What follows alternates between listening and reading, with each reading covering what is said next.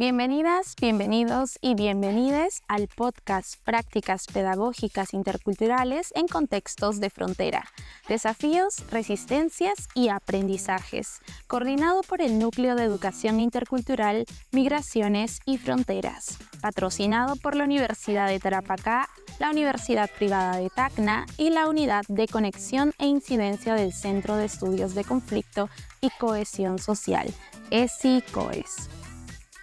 Hoy nos acompaña Alejandra Méndez, docente de Lenguaje y Comunicación de la Universidad de Antofagasta. Es dirigente regional del Colegio de Profesores de Chile. Alejandra ha dedicado 11 años de su trayectoria laboral al trabajo en educación pública en Antofagasta. Además, ha participado en proyectos relacionados con el arte, entre ellos el programa Escuela al Cine.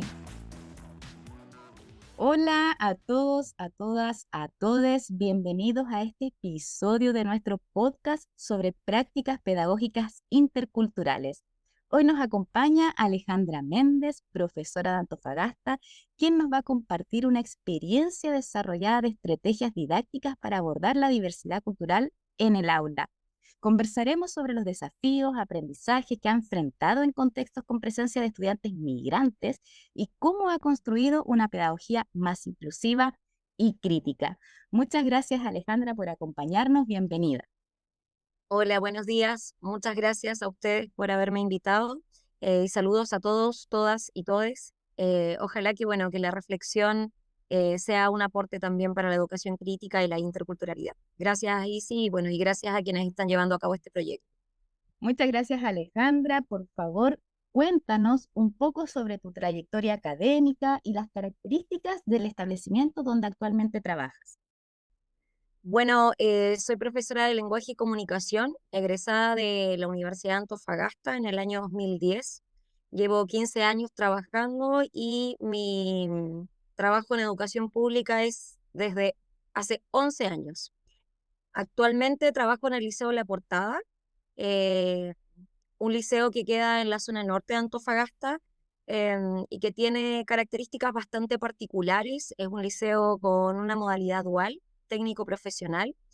En tercero y cuarto medio, los y las estudiantes trabajan, hacen su práctica y están en el establecimiento, lo que también desde la subjetividad, ¿no?, del estudiantado hace que tengan características muy peculiares, pero tremendamente interesantes y entretenidas para abordar diferentes temas, ¿no? Sabemos que has implementado algunas estrategias, algunas prácticas de educación intercultural. Por favor, ¿podrías contarnos en qué consistieron para que nuestros auditores pudiesen conocer en mayor profundidad qué es lo que estás haciendo y cómo lo estás haciendo? El establecimiento donde estoy, como te mencionaba, tiene ciertas características. Tenemos un porcentaje bastante alto de estudiantes migrantes. Em, Podría decirte como los porcentajes, pero creo que los porcentajes y las estadísticas a veces quedan como cortas. Además de eso, el establecimiento donde trabajo queda en una población que es salitrera, y que también reúne una serie de elementos como respecto a la planificación urbana, que también tiene elementos que hay que considerar a la hora de hacer planificaciones o a la hora de evaluar los aprendizajes, ¿no? Y en ese sentido, debo mencionar que muchos de nuestros estudiantes vienen de poblaciones o vienen de tomas que están arriba, enclavadas, ¿cierto?, como sobre nuestro establecimiento.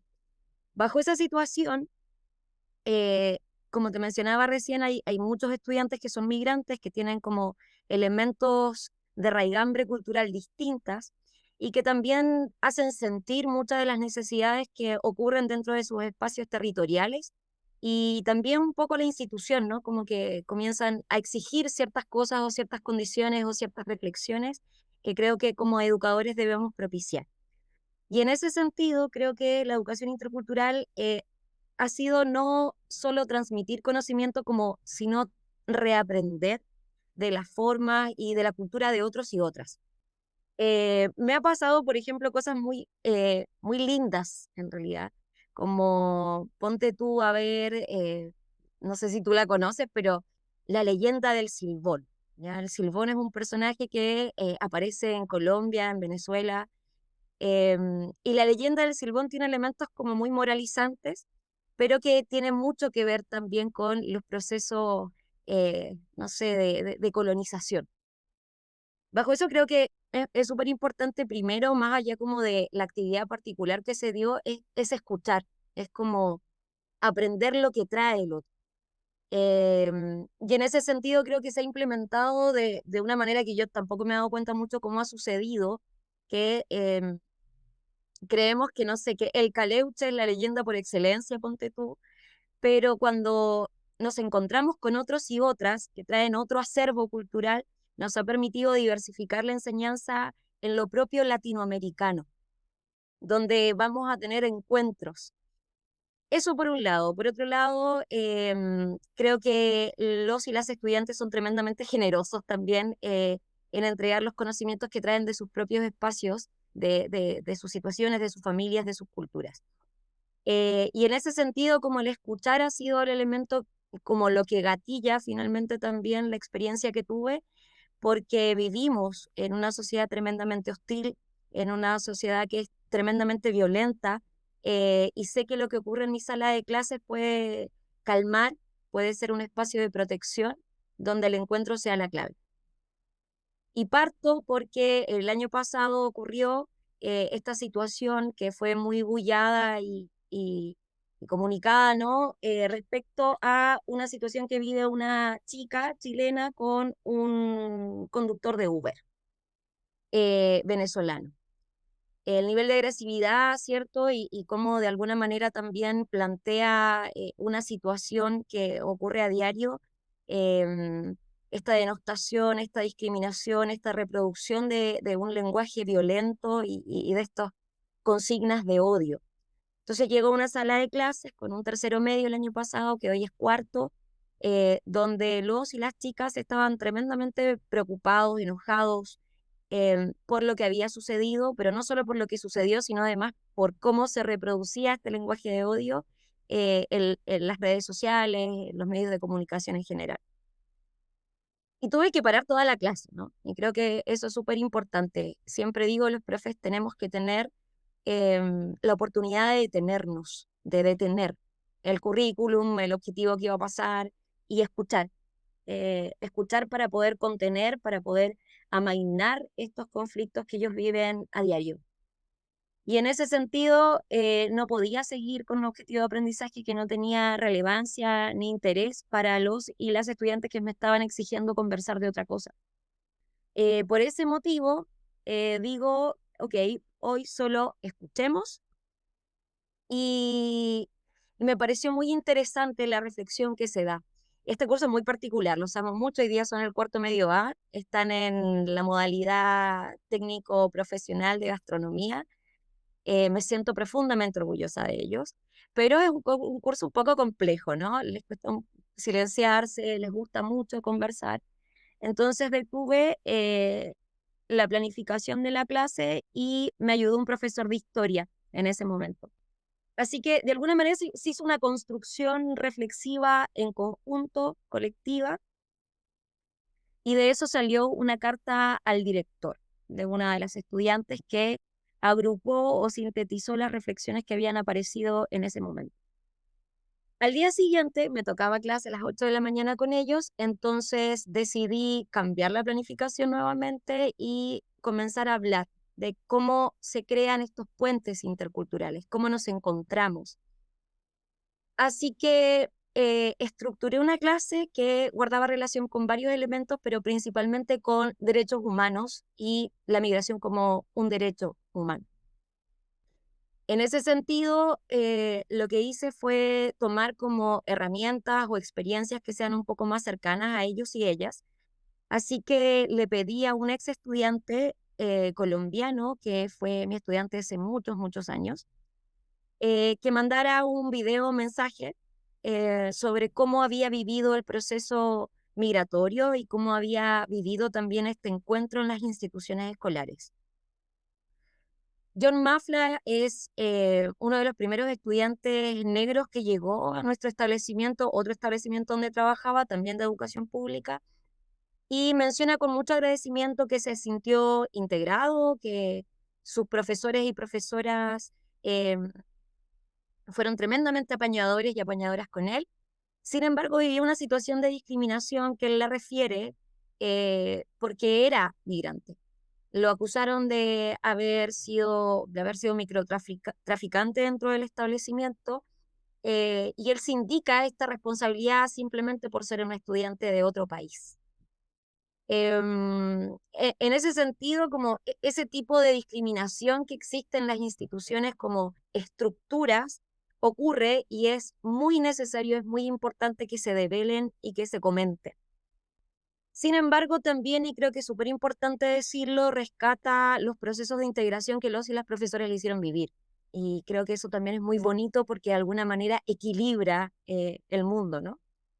Después de ese video vimos el caso de Joan del año 2016, esta mujer haitiana que termina perdiendo su vida y que aparece como todo este conflicto lingüístico respecto a su defensa.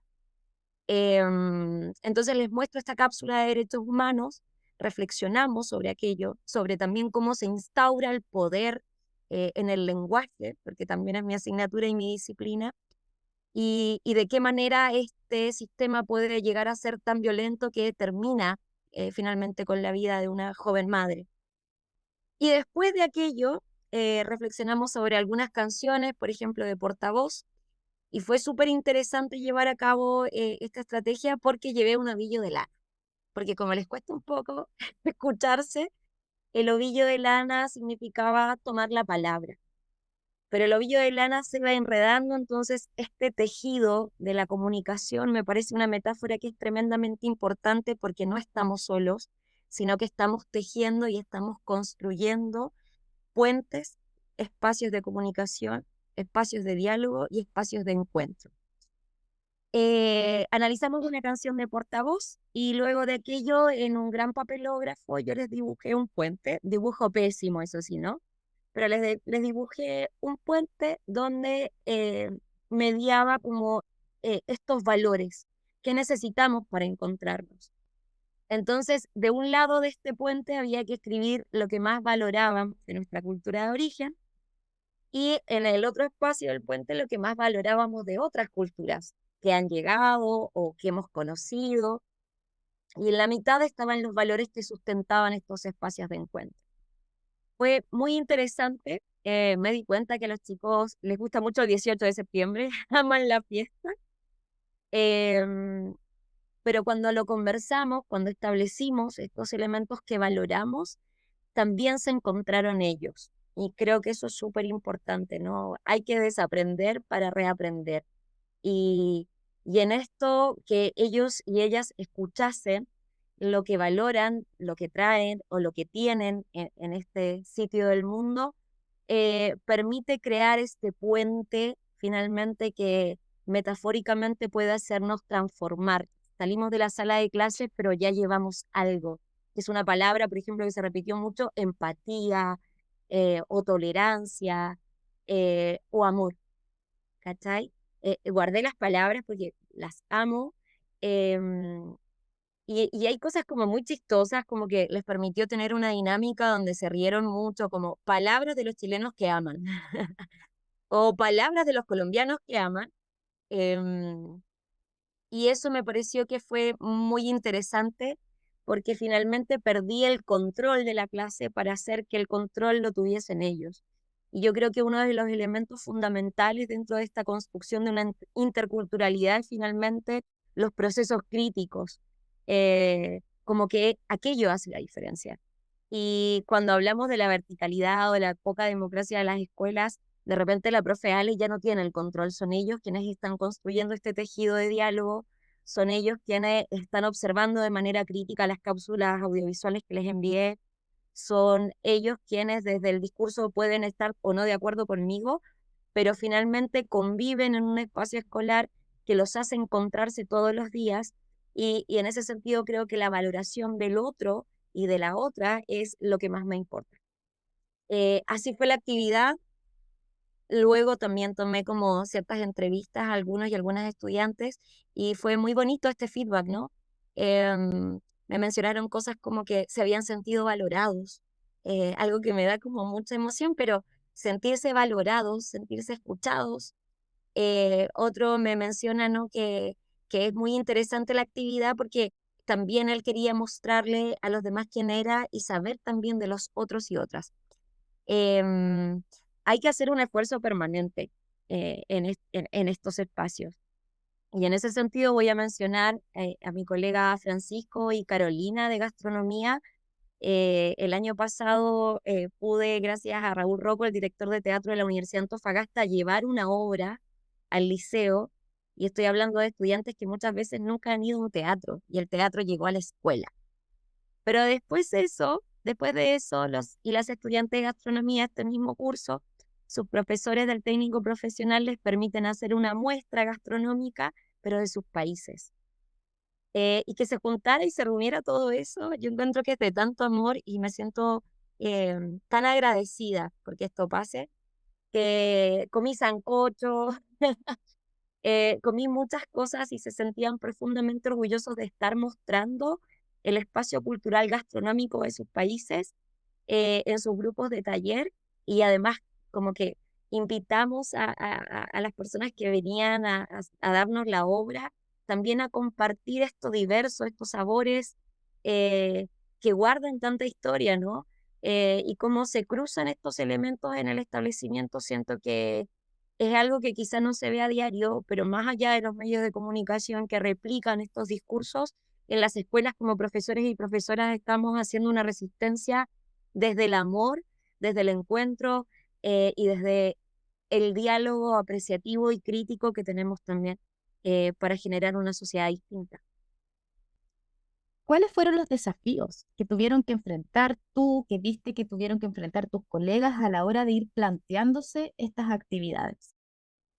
Los desafíos son permanentes en la educación pública.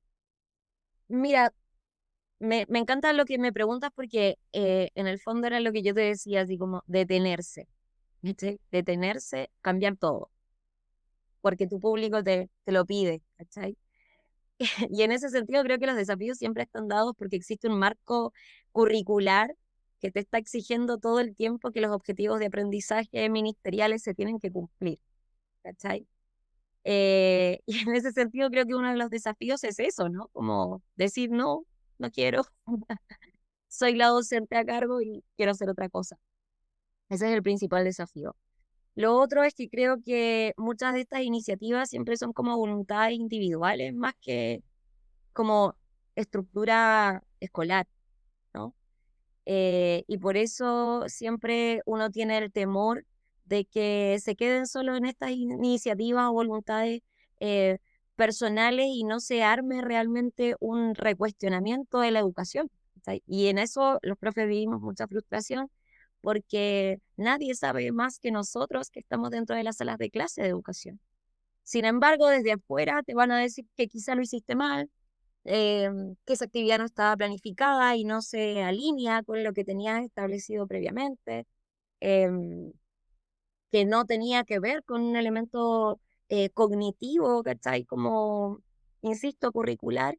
Y en ese sentido, cuando nos animamos a hacer este tipo de cosas, siempre corremos los riesgos de ser criticados o mal evaluados, ¿te fijas? También pienso que en las escuelas creo que los desafíos son, primero, nosotros somos como un laboratorio social, somos la mini sociedad. Entonces los y las estudiantes, si bien es cierto, te estoy diciendo que fue maravillosa la actividad, también tienen resistencias, también tienen discursos que reproducen de los adultos, también reproducen ciertos discursos que vienen de los medios, también disputan derechos sociales, por ejemplo, por estar en esta tierra y haber nacido como con una identidad nacional política. Creo que quizá eso es aquello lo que más me duele, ¿no? Que tenemos una reproducción de un discurso que es limitante y que no se enfoca en el derecho social y humano, pero que también se entiende dentro de la estructura y dentro de lo que lingüísticamente han originado en ellos. Hay resistencias y tampoco voy a decir que todo es tan utópico y hermoso. Hay resistencias que se tienen que trabajar de manera individual con los y las estudiantes porque también reproducen una disputa, ¿no? en el marco regulatorio de migración, en el marco de los derechos sociales, reproducción, por ejemplo, de los atienden primero en el hospital, por qué ellos tienen derecho y yo no, porque finalmente también la democracia es una palabra vacua en nuestro país, ¿no? Democracia para qué y para quién. Entonces, cuando no tienen acceso, por ejemplo, a vivienda o cuando la planificación urbana es tan déspota o cuando en sus poblaciones tienen basura en sus calles, te fijas, piensan que el enemigo directo es aquel que llega de otro lado. Y esto es un trabajo muy minucioso y es un trabajo sistemático y es un trabajo que no solo se logra con voluntades individuales, sino que se logra en la reconstrucción de nuestras escuelas desde esta mirada donde vamos a construir una mejor sociedad si escuchamos al otro y otra y entendemos que no es nuestro enemigo. ¿Cachai? En ese sentido, creo que ese es el mayor desafío que uno vive, ¿no? Em, no es mi palabra contra la de ellos, sino que es como la reflexión del sujeto social como un actor importante, em, pero que tiene que tener una mirada distinta, una mirada humana hacia quienes están en la misma que ellos, ¿cachai? Eso creo que son los desafíos, y sí. ¿Y qué actitud viste que tuvieron los estudiantes cuando les planteaste inicialmente vamos a hacer vamos a detenernos y vamos a conversar y de ahí se empiezan a desplegar un sinnúmero de actividades a propósito de esta iniciativa tuya de detenerse? ¿Qué actitud tuvieron ellos? Aman, aman esto. Este curso en particular, porque es un curso muy, muy hermoso, em, les cuesta mucho también a ellos como estar sentados, porque, bueno, te mencionaba al inicio, ¿no? Ellos tienen prácticas profesionales permanentes, pues entonces tengo una semana en el liceo, una semana que ellos están trabajando, y gastronomía particularmente exige algo muy kinésico, se mueven. Entonces, con ellos y ellas es como que cuando de repente la sala está en una posición distinta y tenemos las mesas como aparte y hacemos un círculo, les parece muy divertido. Y creo que la actitud es muy receptiva. Sin eso también, y con el punto anterior, no deja de haber resistencias.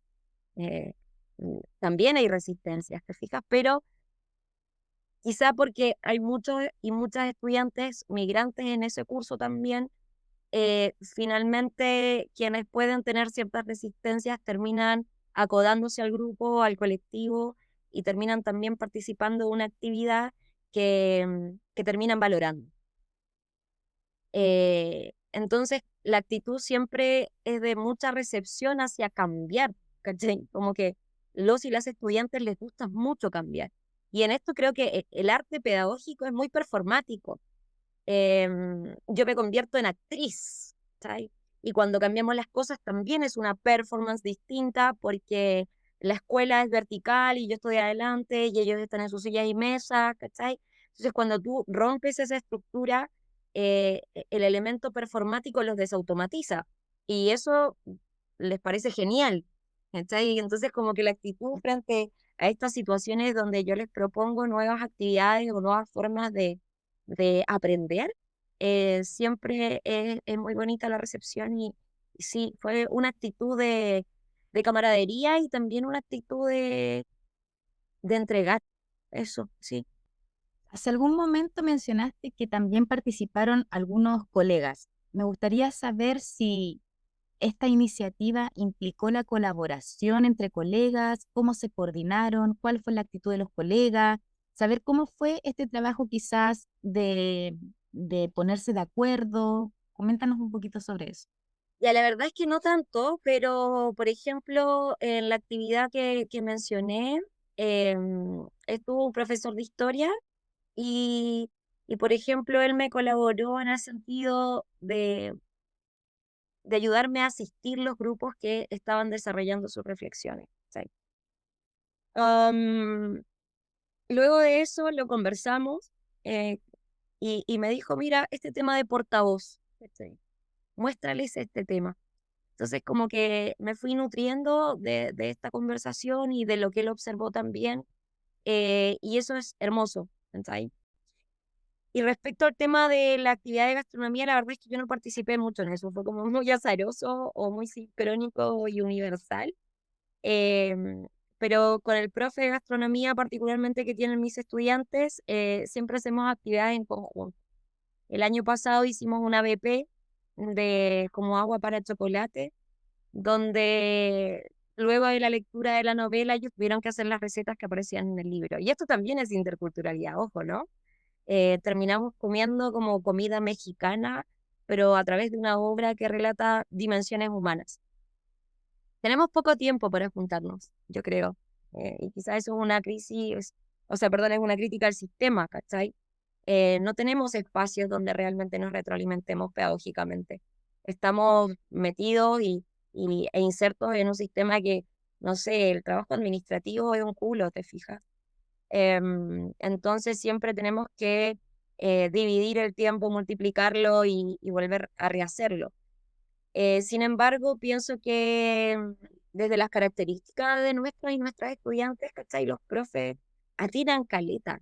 Por ejemplo, la actividad de gastronomía, esta muestra, insisto, fue como sincrónicamente dispuesto, pero no había una planificación de por medio. Sin embargo, responde también a mi interés, responde a lo que yo valoro de que los profes y las profes estén escuchando las necesidades pedagógicas y estén planificando en torno a esto diverso y haga que los estudiantes se nutran de otros y otras, ¿cachai? ¿Y qué fue lo que tú aprendiste haciendo esto, deteniendo un poco el currículum? ¿Qué aprendizajes te llevaste de toda esta experiencia? Ay, yo aprendo todos los días, ¿cachai? Aprendo mucho de los enanos. Em, Particularmente de esta actividad, aprendo que hay que desaprender. Aprendo que no hay que seguir el currículum nacional cuando no nos hace sentido en nuestras escuelas, ¿cachai? Em, y aprendí, esto es súper loco, pero yo soy una profe que me aburro mucho si no hablo y necesito siempre estar haciendo actividades como muy dinámicas porque me cuesta mucho dejar los tiempos para que ellos y ellas hagan. Me aburro. Y necesito mucha atención todo el tiempo. Y en ese sentido aprendí que de qué manera se lleva, se encausa este dinamismo y el histrionismo propio de mi persona, pero compartida, ¿cachai? Con los y las estudiantes. Entonces, en esta actividad todo era movimiento, todo era como desordenado, ¿cachai? Como que los niños estaban escribiendo en el papelógrafo y este caos hermoso finalmente me enseña que así tiene que ser la educación. Sé que la verticalidad no sirve mucho, que en el fondo en el quehacer y en el hacer de los y las estudiantes está lo esencial, ¿cachai? También, y esto es como de manera permanente, creo que mis colegas son un ejemplo de escucha y me siento profundamente orgullosa de los colegas con los que estoy trabajando en este momento, que observan la diversidad y se replantean la interculturalidad de una manera muy profesional, muy pedagógica. em, y claro, he aprendido a observar, a escuchar y a no tener miedo también, a cambiar todo, ¿cachai? A no seguir la planificación y cambiar todo. Y eso puede sonar como algo lógico, ¿cachai? Pero en nuestras escuelas no pasa siempre. Eso aprendí, sí, a escuchar, a observar y a detenerme cuando sea necesario, sin miedo. La educación sin miedo. Educación sin miedo. Alejandra, ¿cómo piensas que se puede? Porque veo que esta iniciativa surge a propósito de un evento en específico. Y tú dices, ocurre esto, no lo podemos dejar de lado, vamos a detener todo y vamos a reflexionar sobre lo que está pasando. Y es ahí cuando empiezan a surgir distintas actividades vinculadas a esta reflexión. ¿Tú crees que sería posible replicar esto o es necesario que siempre estar atentos a lo que está sucediendo para detenernos? ¿Cómo podemos hacer que esto se haga de manera constante? Que estas reflexiones ocurran de manera constante en el aula. Ya, mira, recién te mencionaba este tema, por ejemplo, de las leyendas. ¿Cachai? Con un primero medio o segundo el año pasado me ocurrió esto. Como ¿realmente sabemos como las leyendas de nuestros países hermanos? Y ahí aparecieron las leyendas de sus pueblos. Em, y vimos la leyenda de sus pueblos, ¿cachai? La Simpata, no me acuerdo cómo se llama una, el Silbón, qué sé yo. Entonces comenzamos a trabajar leyendas de otros países, que eran por lo demás muy, muy interesantes, y en eso hay que observar. Eso creo que es una práctica permanente cuando nosotros entendemos que se planifica, por lo menos en el área literaria, porque además debo decir que soy muy agradecida de mi disciplina, que me permite aperturar el lenguaje hacia donde yo quiero, ¿cachai? Lo segundo, voy a contar un episodio, por ejemplo, de un estudiante que desde que llegó a Chile le enseñaron que tenía que escribir en cursiva, manuscrita parece que le dicen ustedes, la manuscrita. Entonces tuvo una especie de choque porque le prohibieron, su padrastro chileno le prohibió escribir en imprenta, ya en sus escuelas le enseñan a escribir en imprenta. Entonces tenía un problema ortográfico muy, muy heavy, ¿cachai? Porque literalmente no se acordaba de la ortografía porque le cambiaron su modo de escribir, ¿cachai? Este proceso de decir qué es lo correcto y qué está mal, como desde como muy colonizante, le había provocado así como una especie de trauma escritural, pues, ¿cachai? Desde esa observación este año me lo vuelvo a encontrar y ahora volví a escribir en imprenta porque se lo había dicho yo. Em, con los estudiantes, por ejemplo, el pabellón venezolano, que tiene todo un elemento sincrético, así como la cazuela chilena, del encuentro del colonizador y el colonizado, como gastronómicamente no sé, como nos representa los procesos de mestizaje, y cómo se replantea, por ejemplo, desde la gastronomía, ¿cachai? Es muy heavy. En ese sentido, pienso que hay que estar siempre muy alertas a lo que ocurre en los medios de comunicación que ellos replican, porque se sienten tremendamente apabullados o se sienten enojados o se sienten irritados y muy tristes. Sin embargo, creo que no sé si se puede replicar la misma actividad, ¿cachai? Como si fuese una receta eh, inmodificable, creo que sí se puede replicar, pero creo que lo más importante para los profes eh, es estar observando el espacio y estar trabajando desde una pedagogía que implique involucrar los saberes de los otros y otras. Comprender que ese otro y otra puede saber cosas distintas y ese saber no es menos legítimo que el tuyo. Esa es la receta. No es como la réplica de esta actividad como si fuese un modelo que puedo hacer en todos lados, porque todos los contextos son distintos. Sin embargo, creo que la receta sí es legitimar los saberes que los y las estudiantes traen.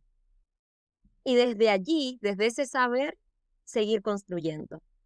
Y esto implica el desaprender también para nosotros muchas cosas, ¿cachai? Que nos parecen legítimas, que nos parecen verdaderas, entre comillas, ¿cachai? Y desaprender implica reaprender con los otros y otras que tienes ahí, porque es un universo muy complejo y la migración implica un camino distinto. Yo, bueno, debo contar esto porque yo también fui migrante, yo nací en Argentina, mis padres se fueron en los años 70 y a los 15 años me vine a Chile y también viví violencia discriminatoria y el norte fue mi gran acogida, fue mi espacio en el mundo, amo el norte chileno profundamente, pero también viví episodios de discriminación cuando estuve viviendo en Viña los primeros meses y fue muy interesante que se los pude contar a mis estudiantes ese día cuando hicimos el taller. A mí también me pasó, yo también lo viví, sin embargo valoro profundamente esta ciudad, este norte que me dio todo, que soy quien soy gracias a esta gente, a estas particularidades geográficas y políticas. em, y en ese sentido, ¿cachai? También es súper importante con los y las estudiantes enseñarles a agradecer profundamente lo que tenemos eh, y nuestro espacio, ¿cachai? Entonces, como que perdón, yo me voy de la pregunta, pero lo que me decía, si se puede replicar, sí se puede replicar, ¿cachai? Se puede replicar todo el tiempo, sin embargo, no me atrevería a decir que esto es una fórmula, sino que el consejo que yo le daría a mis colegas es que Hay que observar, escuchar y legitimar los saberes que traen los y las estudiantes de distintas procedencias. Y con base en tu experiencia trabajando en contextos multiculturales, con los años de experiencia que ya llevas como docente, ¿qué sugerencias le darías a la formación inicial docente? Muchas. Ay, qué complejo, ¿no? Y claro, porque esto yo llevo 15 años trabajando, ¿te fijas? Y es muy difícil, como si yo me pienso cuando estaba estudiando en la universidad, no tuve ni siquiera atisbos de saber qué era la interculturalidad, ¿cachai? O sea, ni siquiera creo que como definición eventual. Yo creo que la formación inicial primero les daría como consejo que se abran a ser buenas personas, eh, y que, y que ojalá se formen en derechos humanos, que es fundamental. Y estamos como tan inmersos en esta cultura global, ¿cachai? Que tenemos mucho acceso a Internet, tenemos mucho acceso a la información. Sin embargo, creo que uno de los problemas que yo he observado en las formaciones iniciales, como con estudiantes en práctica, es que este acceso a la información también como que nos brutaliza o nos enajena. Y cuando nos enajena, eh, hay un gran peligro, ¿cachai? Entonces creo que la formación inicial docente yo daría como consejo no enajenarse ante la brutalidad de información que tenemos hoy día y que se repiensen en el accionar pedagógico, que se construya en las propias instituciones estos tejidos colectivos de repensar los fenómenos migratorios, por ejemplo, desde el aprecio y no desde la reproducción de estos discursos hostiles y de odio. Creo que la interculturalidad, por ejemplo, debe ser una asignatura de base para la formación inicial docente, especialmente en nuestro país. Eh, Desconozco cómo se está llevando a cabo el tema y cómo se desarrolla en la formación inicial, pero creo que debe ser un abordaje teórico, pero también debe ser un abordaje práctico.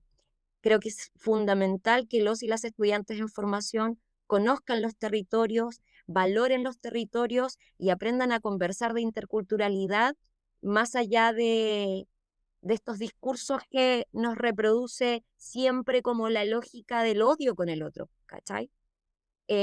Así que eso sería en síntesis. Creo que es súper importante trabajar la interculturalidad en la formación inicial como asignatura teórica, pero también llevarla a cabo a los espacios territoriales que tenemos en las escuelas. Gracias, Alejandra. Y para ir terminando, ¿hay algo que te gustaría mencionar, que consideres relevante o que quizás yo no te haya preguntado en esta conversación? Generar autonomía en las escuelas, en nuestros estudiantes, dejar que hablen y, y creo que la gentileza y la amabilidad es muy importante, ¿cachai?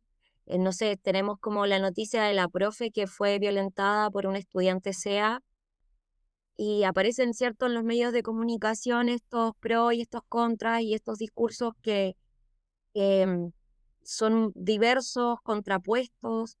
Entonces creo, y en ese sentido lo he conversado mucho con mis estudiantes, que hay que querer al otro, hay que querer al que tenemos al lado, hay que querer al compañero, a la compañera, hay que querer a los profes.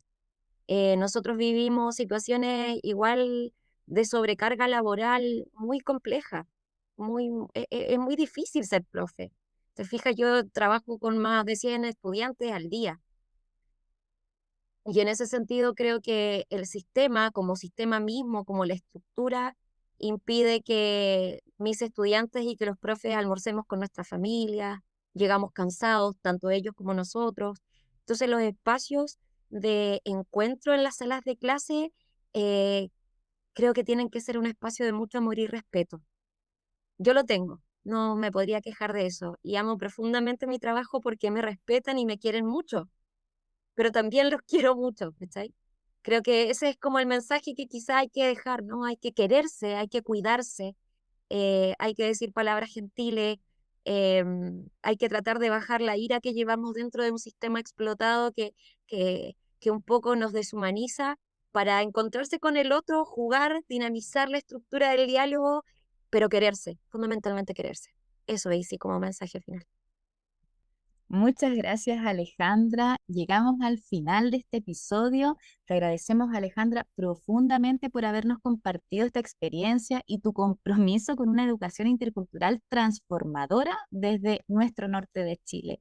Esperamos que esta conversación haya sido inspiradora y útil para quienes día a día buscan construir aulas más inclusivas, diversas y reflexivas, que es un temón en las prácticas que está implementando Alejandra en su sala de clase. Nos encontramos entonces en un próximo episodio donde seguiremos visibilizando prácticas pedagógicas que reconocen y valoran la riqueza cultural de nuestros territorios. Gracias por escucharnos y hasta pronto.